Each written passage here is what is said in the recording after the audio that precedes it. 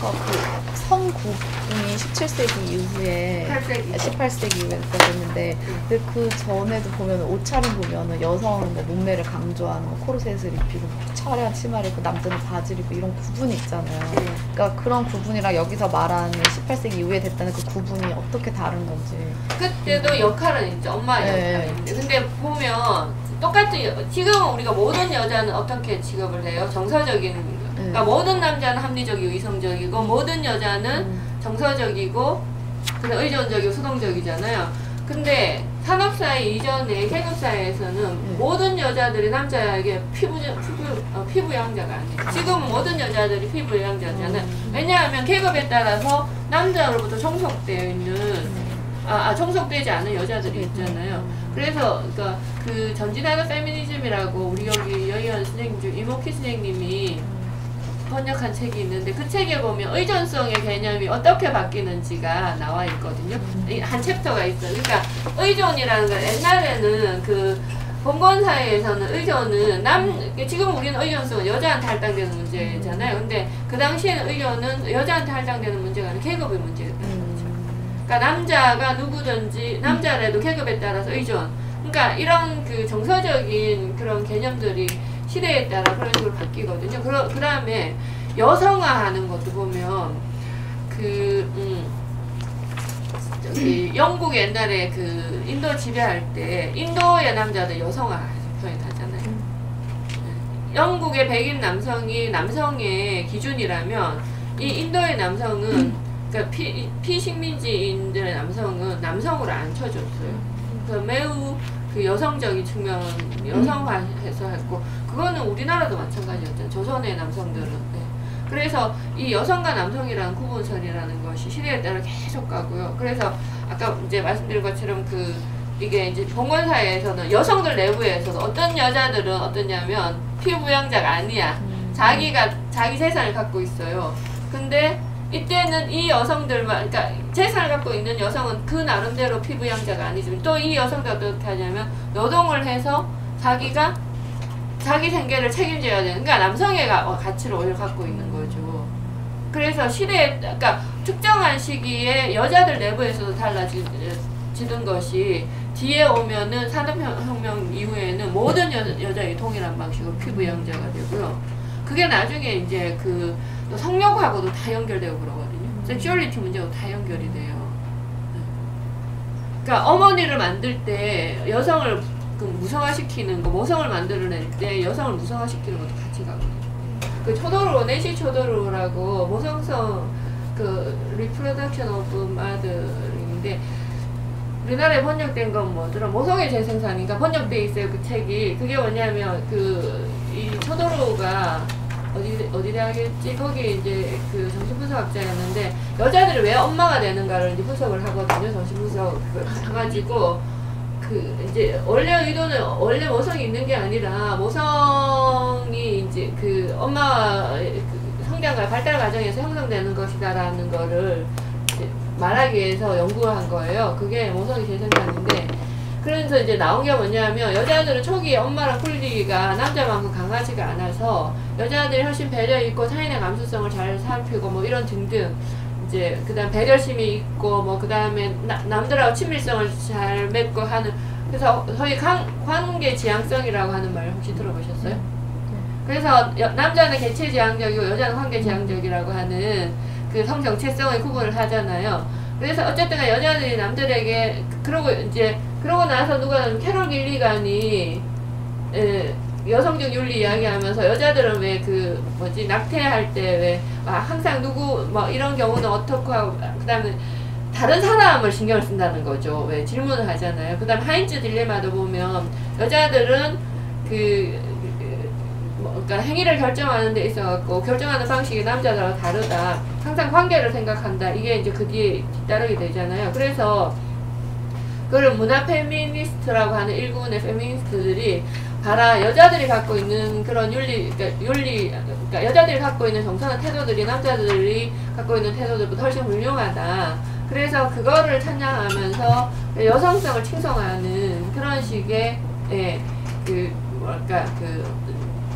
파라고 할지 그거를 형성해요. 그게 바로 이제 문화 페미니스트인데, 바로 이제 그래서 거기서 모성성을 칭송하고 그다음에 생명윤리 막 이렇게 들어가는 거죠. 그렇게 하는데 거기에 대해서 동의하고 안 하고는 이제 개인의 문제는 저도 별로 그건 동의하고 싶지는 않은데 그거와 별개로 급진주의 페미니스트지만 이 모성성에 대해서 생각해보게 하는 사람이 누구냐면 에드리안 리치예요. 에드리안 리치의 엄마는 없다. 거기에 보면은 그래서 에드리안 리치가 뭐라고 하냐면 제도로서의 모성과 경험으로서의 모성을 이야기를 해요. 그러니까 제도로서의 모성이라는 건 이데올로기로서의 모성인 거죠. 그래서 여성이면 당연히 모성을 갖고 있고 여성은 아이를 키울 때 가장 행복해야 한다라고 말하는 그런 식의 이데올로기인데 실제로 아이를 키워보면 아이가 예쁘기도 하지만 정말 저 아이가 없으면 나의 존재 이유인 것 같기도 하지만 정말 아이는 나의 삶을 갉아먹는 그래서 나의 해석도 그런 말을 하는 게 있거든요. 아이는 나의 살과 피를 갉아먹는 그 저주의 몽구처럼 그런 식으로 그 시대의 나의 해석도 그런 얘기 한 게 있어요. 그래서 그러니까 그거를 이제 그러니까 실제로 아이를 키워보면서 겪게 되는 성장하게 되는 인간적 성숙도 있잖아요. 그래서 이게 다 뭐 결과적으로 그 나쁜 기만 한 거 아니고 이제 그 자양분이 되기도 하니까 그 두 개를 구분하는 이야기를 해요. 그래서 우리가 제도로서의 모성은 거부하지만 예, 경험으로서의 모성은 또 다른 가치를 주는. 실제로 이제 아이를 키워본 사람이 더 잘할 텐데 저는 육아의 경험이 없어가지고 잘 모르겠습니다. 그래서 아무튼 그런 파들이 그러니까 일본에 페미니스트들이 있었어요. 문화 페미니스트라고. 누가 또 다른 질문 없으세요? 아주 최근에 나온 게 이제 보사연은 절대 그런 식의 보고서 안 내거든요. 안 내는데 뭐라고 했냐면 성평등 말고는 저출산 문제 해결 못한다 이제. 며칠 전에 계속해서 뭐냐면 그 수당 주거나 뭐 이런 식으로 나왔잖아요. 그래서 사실은 그 저출산 문제 별로 뭐 해결해야 되냐 뭐 거기에 대해서 제가 뭐 책임이 없기 때문에 별로 기여한 바도 없고 그래서 뭐 저도 제가 네. 뭐 저는 별 상관이 없어요 사실. 근데 아무튼 근데 선생님 질문이 뭐였죠? 그래서 아무튼 그래서 그 접근하는 방식에서는 페미니스트들도 다 거기에 대해서 동의하지는 않고요. 그래서 그 그러니까 성평등이 없는 한은 이 문제 해결 안 되고 그리고 미국의 저출산 문제도 보이잖아요. 미국에도 저출산 문제를 걱정하는 집단이 있어요. 그게 뭐냐면 미국은 사실 계속해서 인구가 늘어나잖아요. 유입되기 때문에.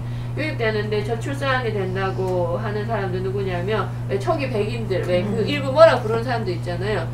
예. 그리고 이 세계 전체를 볼 때는 인구가 계속 늘어나잖아요. 인구가 늘어나는데 굉장히 국가주의에 함몰되면 지역에 따라서 혹은 계급에 따라서 인종에 따라서 저출산이잖아요.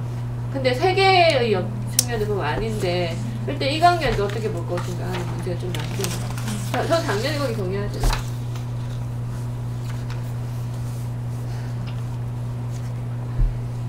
혹시 또 다른 질문 없으세요?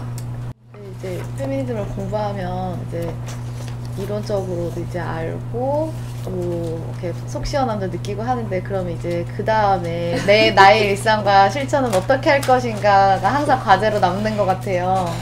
그러면 이런 사회에서 뭐 결혼을 뭐 해야 된다 안 해야 된다 뭐 이런 의견이 있어.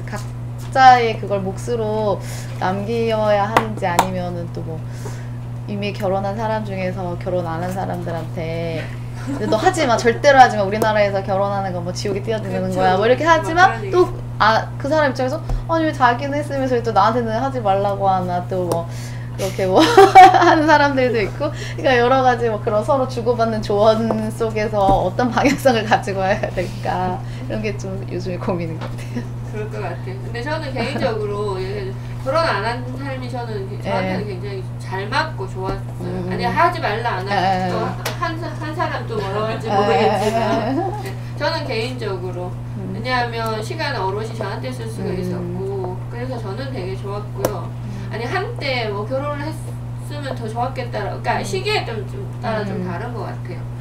근데 한때는 그런 생각이 들었던 적이 있었는데 결과적으로 제가 지금 와서 정산을 하잖아요. 저도 이제 50대니까 제 인생을 좀 정산을 해봐야 되잖아요. 그래서 결과적으로는 안 하는, 그러니까 제 의지, 그러니까 특별히 제가 안 하겠다고 해서 안 한 건 아닌데 결과적으로 내가 안 한 게 참 다행인 것 같다는 생각을 저는 개인적으로 하는데, 선택은 사실 뭐 어떻게 해서 각자의 몫인 거지. 또는 이 상태가 저도 원래는 결혼을 절대 안 하려고 하고 뭐 남자친구든 뭐 파트너가 있어도 결혼은 꿈도 꾸지 마라. 난 내가 할 일이 너무 많다, 할 수 없다 했는데 어느 순간 그 생각이 드는 거예요. 그러니까는 내가 결혼을 자꾸 안 하겠다고 저항하는 것 자체는 내가 이미 결혼을 굉장히 중요하고 가족을 굉장히 중요하게 생각한다는 전제가 있기 때문에 결혼을 두려워하는 거였더라고요. 그래서 생각을 바꿨어요. 어떻게 생각을 바꿨냐면 뭐 예를 들면 많은 사람들이 얘기하는 것처럼 결혼이 인생의 어떤 하나의 중요한 뭐 터닝 포인트, 뭐 가족이 어떤 중요한 나의 집안 이런 게 아니다. 결혼은 그냥 지나가는 하나의 그냥 뭐 버스 2번 버스 탔다가 3번 버스 탔다가 하는 것처럼 그냥 하나의 그냥 뭐 내가 석사하고 박사하고 이러는 내 삶의 것처럼 계기 중에 어떤 그냥 뭐 지나가는 하나의 경험인 거지. 그러니까 이혼도 쉽게 할 수 있는 거고. 쉽게보다는 그냥 그러니까 이 결혼이 만약에 안 맞으면 해소. 그러니까 그런 게 저항이나 두려움으로 다가오지가 않게 되니까 좋아하는 사람이 있으면 결혼도 해보고. 근데 애는 싫은데 아직. 근데 이혼이라고 그거는 이제 제도로 우리가 해체하기 때문에 그냥 결혼의 해소 정도로 생각하면 되지 않나요? 그러니까는 그냥 했다 안 했다 그냥 별로 큰 거라고 생각하지 않으면 그렇게 저항을 해야 될 대상으로도 생각이 안 되더라고요. 그리고 서로 파트너로 그렇게 잘 맞아야지 사실은 가능한 것 같기도 하고, 만약에 저도 그렇게 저를 이해해주는 사람이 못 만났으면 당연히 결혼을 안 하고 있었겠죠. 근데 또 계속 이해를 해줄 수 있을지도 미지수예요. 그래서 저를 이해를 못 해주거나 내가 생각하는 그런 거에 대해서 서로 이제 소통이 없다 그러면 또 어쩔 수 없이 또 각자의 길을 가야겠고. 그래서 이건 좀 이상적이기는 한데, 좀 그래서 이상적이긴 아니 한데. 말고 선생님 말고 아니, 아니 제가 앞으로 할 내가 얘기 아니 그거랑 연관이 되는데, 그 현대사의 성사랑 에로티시즘에 보면 기든스가 낭만적 사랑 이야기, 제가 아까 드림 말씀드린 거기 이제 기든스에 기반한 거거든요.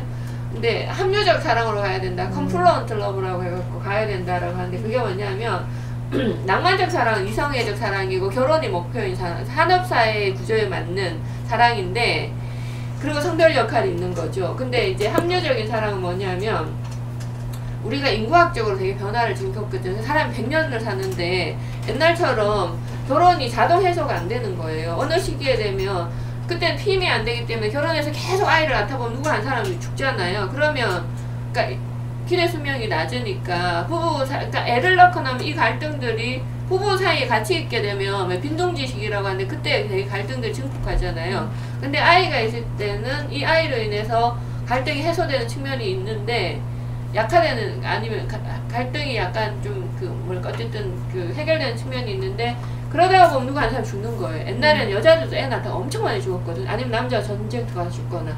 그러면은 이제 이 결혼은 해소가 되는 거죠. 근데 지금은 뭐냐면 계속 살아있어. 인구학 변화 때문에. 그러니까 이전처럼 1부 1처제를 평생 간다가 그냥 계속 이어지기 너무 힘든 거예요. 그래서 이제 그리고 이제 사람들이 결혼을 안 하잖아요. 서구 사회에는 동거하고 헤어지고. 그래서 그냥 아까 그러니까 1번 탔다 2번 탔다 뭐 이런 식으로 계속해서 동거를 반복하잖아요. 그 사람들 동거하다가 헤어졌다고 해서 다시 동거를 안 한다 이건 아니잖아요. 이렇게 동거하고 헤어지고 그리고 이렇게 새로 만나고, 이거는 생애사적으로 그럴 수밖에 없다는 거예요. 그렇게 하는데 이제 그러려면 여기 주의사항이 있다. 이전의 사람에 대해서 막 침묵하는 거, 옛날에 내가 살았던 남자는 말이야 뭐 이런 거 하면 안 된다는 거죠. 그러면서 이게 반드시 이성애적 방식은 아니다. 그 다음 결혼도 목표가 아니다. 그러니까 낭만적 사랑이 이성애적 관계를 근간으로 했다면 여기는 동성애 관계, 그리고 반드시 결혼이라는 형식이 아니고 그래서 만났다가 헤어졌다가 자유롭게 할 수 있고, 그리고 각자의 정체성이나 각자가 갖고 있는 걸 침해하지 않는 방식. 근데 이전에 낭만적 사랑은 뭐냐면 왜 부부는 일심동체 이러면서 혼연일체가 되는 것이 마치 이상적인 것처럼 생각했잖아요. 근데 그런 게 아니라 각자의 정체성을 지키면서 서로를 키워주는 방식, 뭐 이런 식으로 이야기를 하는 게 거기 나올 거예요. 근데 되게 이상적인데 만약에 현실에 들어가면 힘들 것 같긴 하거든요. 왜냐면 기본적으로 사람은 지배 욕망이 있기 때문에 연애관계도 끊임없이 막 지배하려고 하고 그러잖아요. 연애관계뿐만 아니라 관계에서. 그래서 쉽지는 않을 것 같은데 어쨌든 지향은 있어야 되니까. 그래서 기든스는 그런 방향으로 가야 된다라고 그 새롭게 제시하는 사랑의 형태가 바로 합리적 사랑이에요. 네. 그렇게 되면 결혼이 아까 선생님 하신 말씀처럼 그렇게 결혼이 무거운 주제가 아니게 되는 거예요. 근데 우리는 지금 여전히 결혼은 딱 일생에 한 번이잖아요. 여전히. 그러니까 결혼이 무거워지고 그 다음에 막 이게 인생의 승부를 그는 도박이 되어야 되고 그럼 고민도 깊어지게 되고 막 이렇게 되는 거예요. 결혼이 가벼워지면 또 뭐 어때요, 그죠? 그렇잖아요. 일단 여기서 오늘 강좌는 오늘 거는 끝내기로 하고요. 또 다른 강좌들이 있으니까 이거랑 겹치는 내용들이 또 다시 나올 거예요. 그럼 그때 또 말씀을 나누시고 언제 시간이 있으면 모성만 따로 한번 해도 되기는 되는데 그거는 다음 서울 강좌 다시 하거나 그렇게 되겠네요. 네. 아무튼 이렇게 오셔가지고 페미니즘에 대한 관심으로 여기에 모이신 거 너무 반갑습니다. 네. 네. 그리고 선생님 너무 반갑습니다. 네. 그래서 일단 여기서 끝내고 그러면 다음 주에 문은미 선생님 노동에 대해서 할 거니까 이 노동하고 가족은 아까 말씀드린 것처럼 유리된 게 아니거든요. 그러니까 어떻게 연결되는가 생각해보면서 들으면 조금 더 연결성이 있을 것 같아요. 네. 그러면 오늘 여기서 마치도록 하겠습니다.